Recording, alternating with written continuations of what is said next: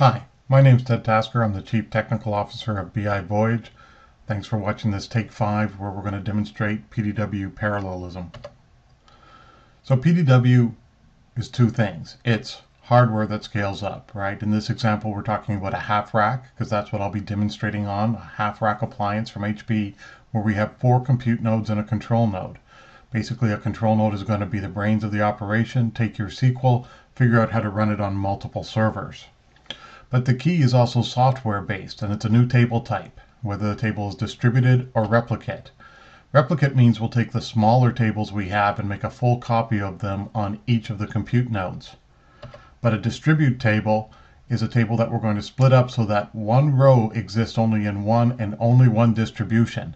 And we're actually going to put 8 distributions across each of the compute nodes. The reason we do this is so that a compute node can resolve some of the query independently. If I'm selecting my big table, all the fields from my big table join my 2 small tables, each compute node can figure out which records from the big table meet the criteria and just return their portion of the records. I'm now connected to BI Voyage's half rack appliance. You can see here on this performance grids that I have compute nodes 4, 3, 2, and 1. So there's our 4 compute nodes.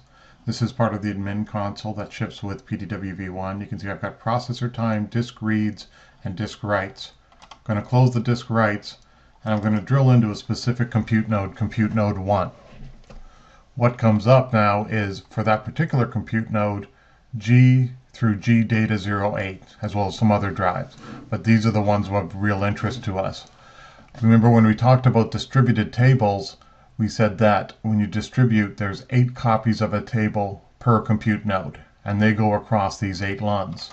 So what we're going to see when I execute this query, which is going against a 70 billion row table, however, it's doing it with a subset of data, is we're going to see the reads light up across all 4 compute nodes, and then even within a single compute node, you can see that we read across all 8 LUNs. So what we end up with is a great spread across the hardware in terms of servers, but within an individual server as well. We can see this even more if we go over to the Query tab and look at the specific query that we're running. So what we see right here, this text is what gets submitted to the control node, and down at the bottom, this is the distribution plan that the control node came up with. Again, the control node has to take a standard query and figure out how to run it on an MPP system. So I'm going to drill into the details, and what we're going to see is that distribution ID, we're going to scroll down, we're going to see that we've got 1 through 32 doing a hash reader, and then 1 through 32 doing a writer. So basically each compute node is running 8 selects to get the data that it wants, and then it's writing it out into temp tables so that the control node can consolidate all that information together.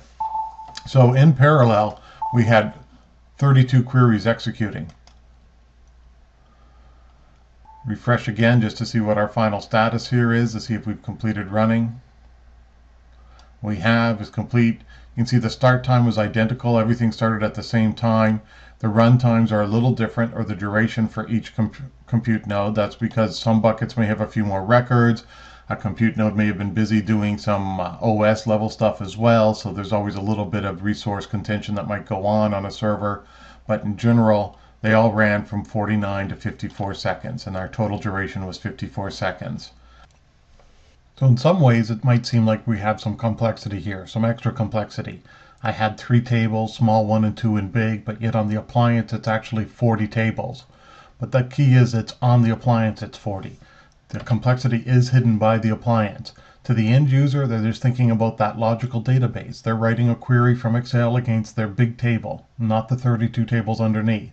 The DBA, if they need to create statistics on the big table. The control node turns that into the individual 32 create stats that are required. The demonstration we saw showed us how those 4 compute nodes got leveraged by the software to not only be running across 4 computers, but across the 32 LUNs, with core affinity working, 32 simultaneous selects running. It's a hardware and software scalability story.